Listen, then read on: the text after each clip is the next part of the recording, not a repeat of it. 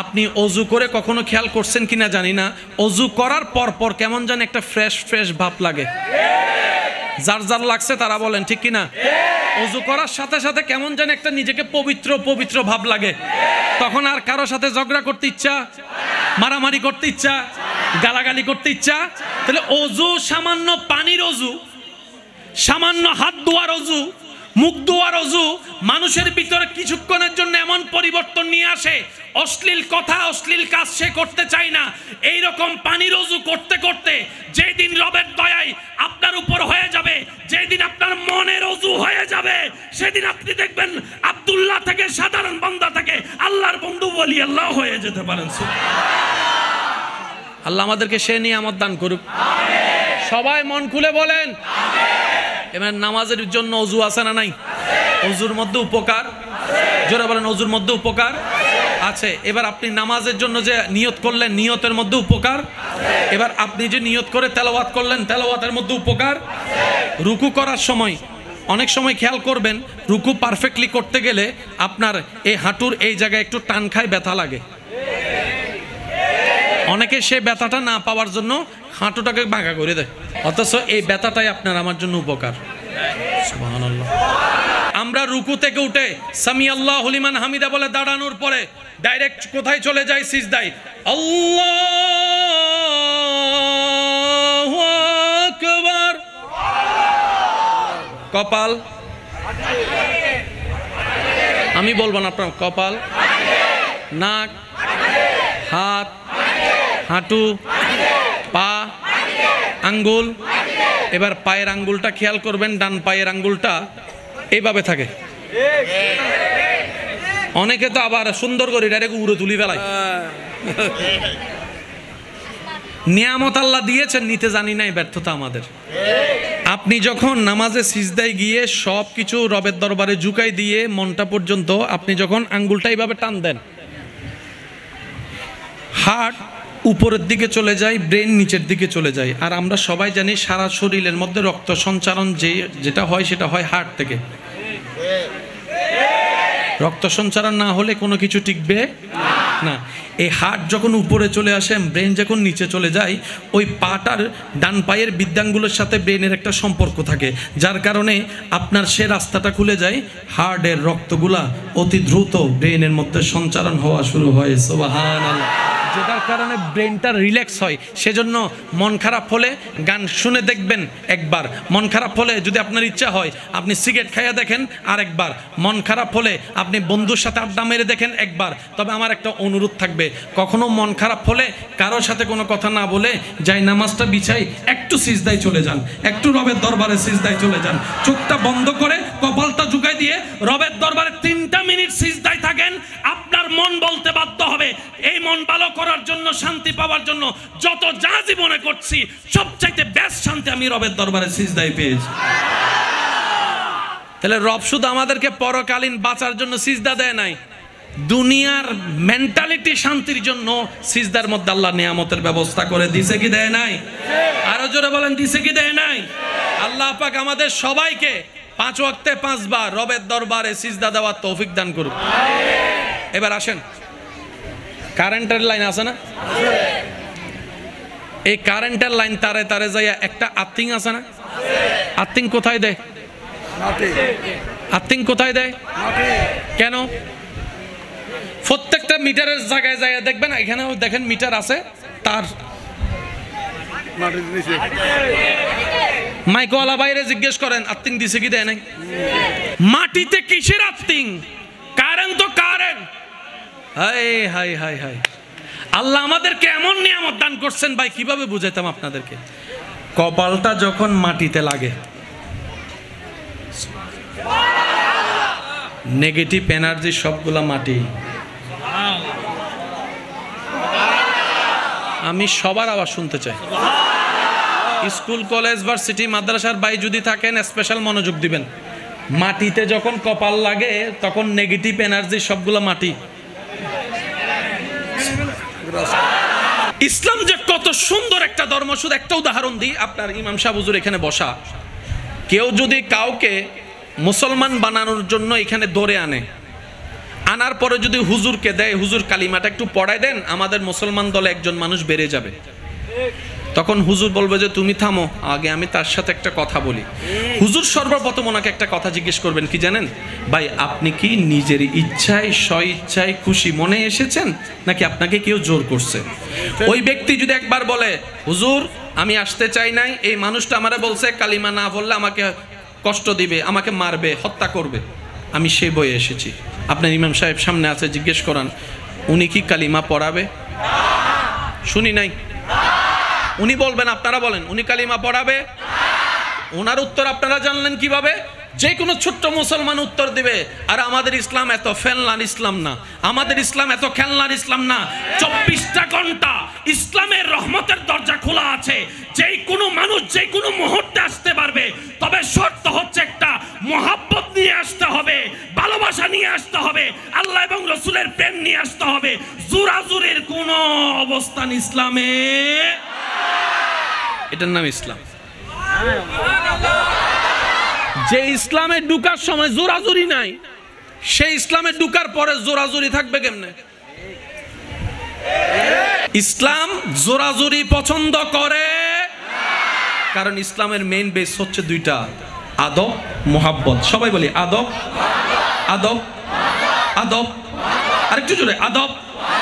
এই দুইটা জিনিস যার প্রত্যেকটা কাজে থাকবে, তার প্রত্যেকটা কাজেই সুন্দর হয়ে যাবে। সুবহান। এমনকি সংসারও সুন্দর। জামাই বউর হজ্জও শেষ।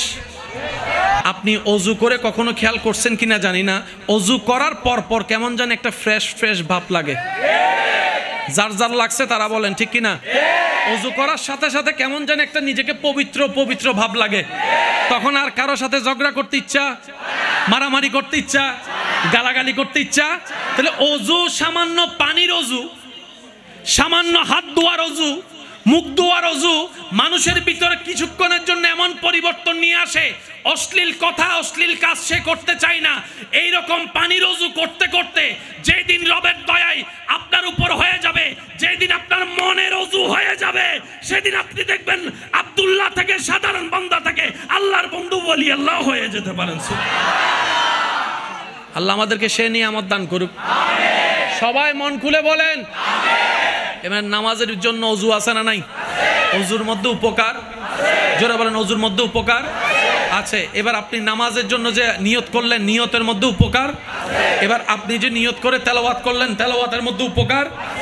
রুকু করার সময় অনেক সময় খেয়াল করবেন, রুকু পারফেক্টলি করতে গেলে আপনার এই হাঁটুর এই জায়গায় একটু টান খায়, ব্যথা লাগে।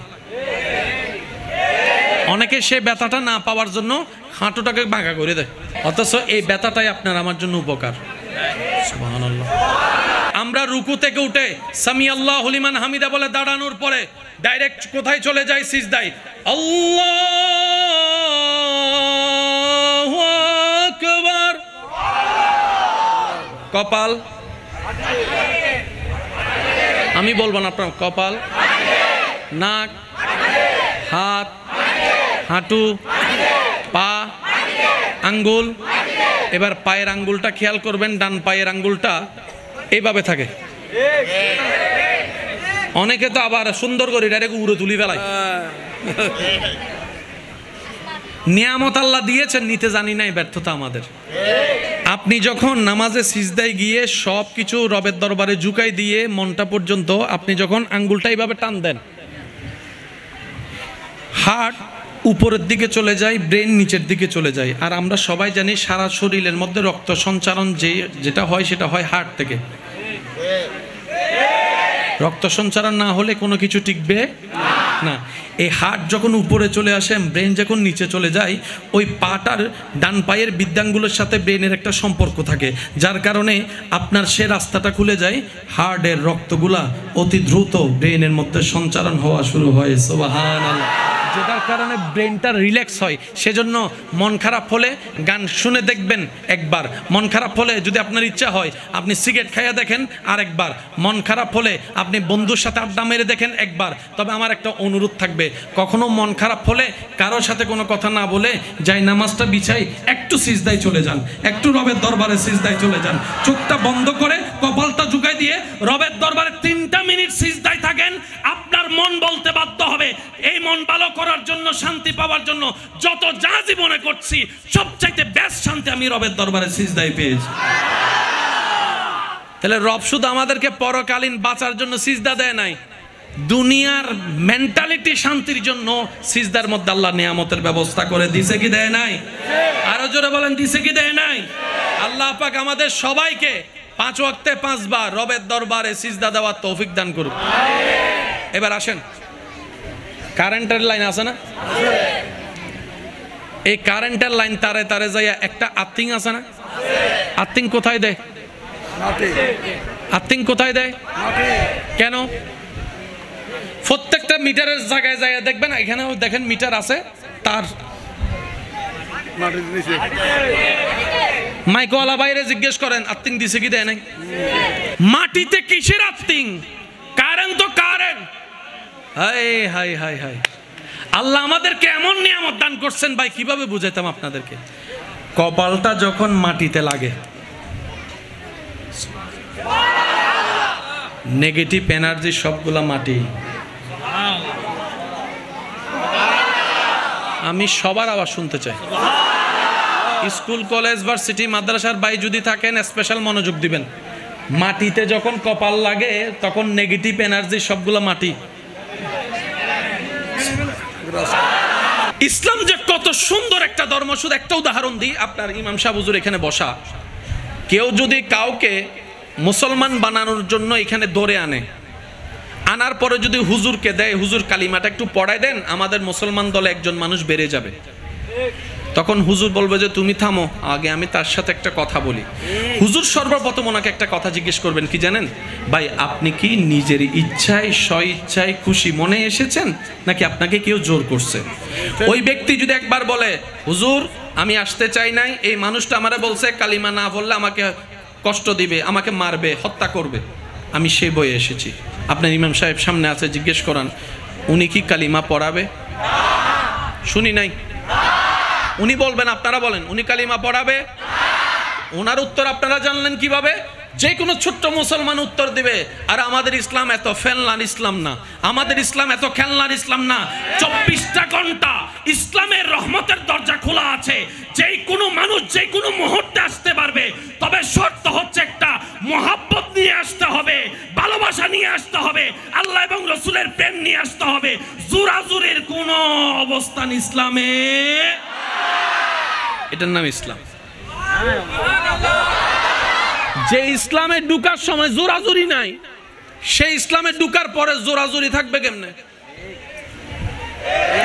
ইসলাম জোরাজুরি পছন্দ করে, কারণ ইসলামের মেইন বেস হচ্ছে দুইটা, আদব, মোহাব্বত। সবাই বলি আদব, আদব, আদব, আরেকটু জোরে আদব। এই দুইটা জিনিস যার প্রত্যেকটা কাজে থাকবে, তার প্রত্যেকটা কাজেই সুন্দর হয়ে যাবে। সুবহান। এমনকি সংসারও সুন্দর, জামাই বউর হজ্জও শেষ।